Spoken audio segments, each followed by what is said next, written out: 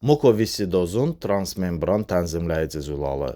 Hüceyrə membranından xlor ionlarının nəqlini təmin edən zülaldır.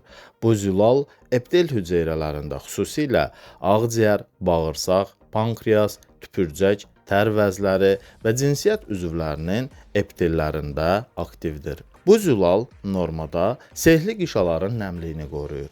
Mutasiya nəticəsində bu sistem pozulur, qalın, yapışqan selik toplanır. Bu vəziyyət mukovissidoz adlanır. Bu xəstələrdə ağciyər infeksiyaları, qidalanma pozuntusu və sonsuzluq problemləri olur. Eyni zamanda bu zülal elektrolit və su balansına da təsir edir. Mukovissidoz xəstələrində sonsuzluq problemləri çox yayılıb və həm kişiləri, həm də qadınları fərqli şəkildə əhatə edir. Belə ki, kişilərdə 98% halda vaz deferens olmur və bu vəziyyət iki tərəfli qazanılmış vaz deferensin olmaması halı adlanır. Spermatogenez normal olsa da sperm kanallarının olmaması səbəbilə sperm xaricə çıxa bilmir, azospermiya olur.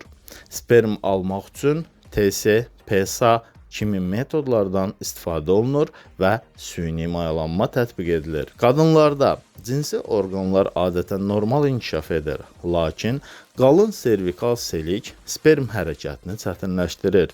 Menstrual disfunksiya və qidalanma çatışmazlıqları ovulyasiyanı poza bilir. Uşaqlıq və yumurtalıqlar normaldır. Bu səbəbdən çoxu süni mayalanma ilə hamilə qala bilir.